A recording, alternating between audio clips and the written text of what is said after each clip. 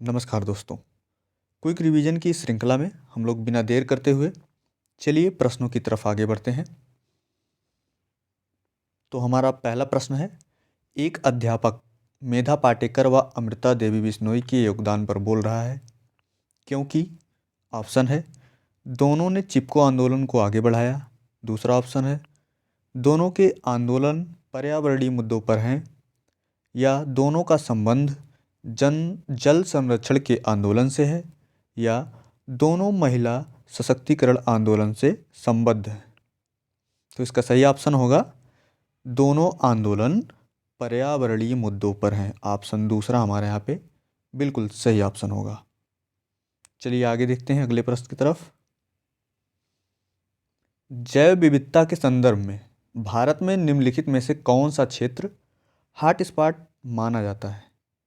पहला ऑप्शन है गंगा का मैदान, दूसरा है मध्य भारत, तीसरा ऑप्शन है अंडमान निकोबार द्वीप समूह, या चौथा इनमें से कोई नहीं। तो जैव विविधता हॉटस्पॉट क्षेत्र इन हमारे ऑप्शन में से अंडमान और निकोबार द्वीप समूह को माना जाता है।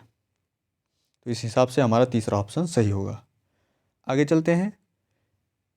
किसी प्रजाति को विलुप्त माना जा सकता है जब वह अपने प्राकृतिक आवास में देखी नहीं गई हो। ऑप्शन है पहला 25 वर्षों से, 50 वर्षों से, 40 वर्षों से, या 15 वर्षों से। तो इसका सही ऑप्शन होगा 50 वर्षों से। अगर 50 वर्षों से कोई भी प्रजाति अगर अपने प्राकृतिक आवास में नहीं देखी गई है तो उसे विलुप्त प्राय मान लिया जाता है। चलिए आगे बढ़ते हैं। पर्यावरण संरक्षण अधिनियम किस वर्ष पारित हुआ? पर्यावरण संरक्षण अधिनियम किस वर्ष पारित हुआ? पहला है 1982, 1996, 1986 या 1980। तो हमारा इसमें सही ऑप्शन होगा 1986 में पारित हुआ था। सी ऑप्शन हमारा सही होगा। अगला प्रश्न।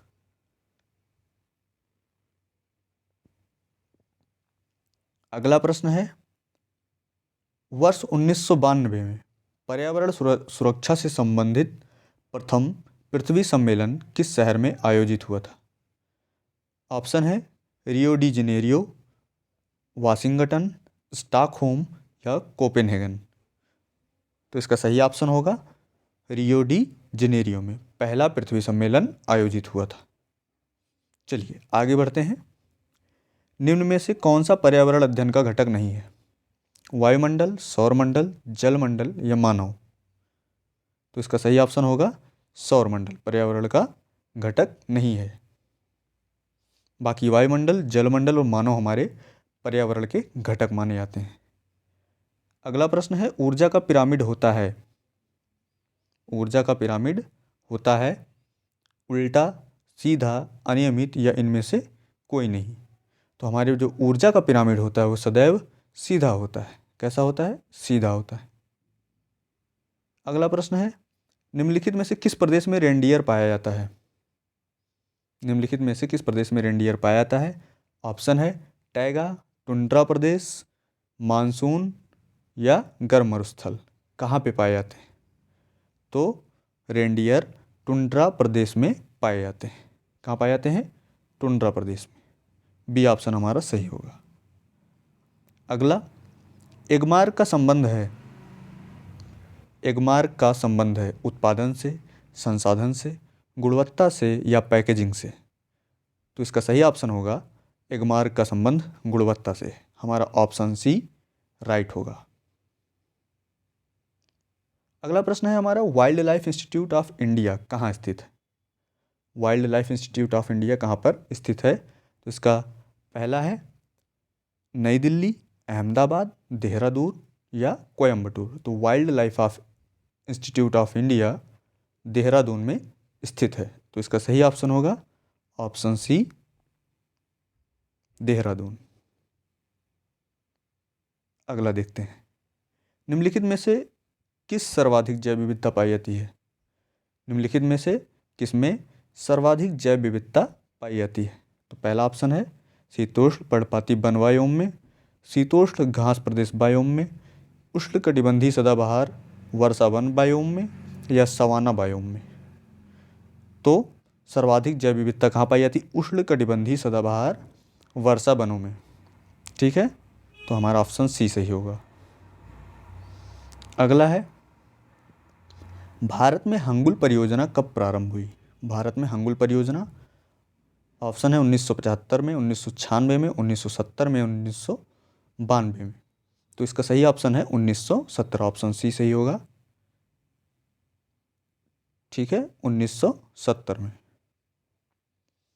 अगला प्रश्न है, पर्यावरण एवं वन मंत्रालय भारत सरकार द्वारा पर्यावरण के क्षेत्र में दिया जाने वाला सबसे बड़ा पुरस्कार है, सबसे बड़ा नहीं सॉरी, केवल पुरस्कार। पर्यावरण एवं वन मंत्रालय भारत सरकार द्वारा पर्यावरण के क्षेत्र में दिया जाने वाला पुरस्कार है पर्यावरण मित्र, तरु मित्र, वृक्ष मित्र या पर्यावरण श्री। सही ऑप्शन है ऑप्शन सी, वृक्ष मित्र। ये पर्यावरण पुरस्कार है। अगला है, संरक्षण या विनाश पुस्तक के लेखक कौन है? संरक्षण या विनाश पुस्तक के लेखक कौन है? जिम कॉर्बेट, सरला बहन, वंदना शिवा या इनमें से कोई नहीं। तो संरक्षण या विनाश पुस्तक के लेखक कौन है? तो इसका सही ऑप्शन है सरला बहन ने इस पुस्तक को लिखा था। ऑप्शन बी हमारे यहाँ पे एकदम सही होगा। अगला प्रश्न देखते हैं, निम्नलिखित में से किसके नेतृत्व में चिपको आंदोलन को बल मिला था? मेधा पाटेकर, सुंदरलाल बहुगुणा, ए.के. बनर्जी या अमृता देवी बिश्नोई। तो चिपको आंदोलन के संदर्भ में सबसे ज़्यादा प्रसिद्ध इसमें से कौन है?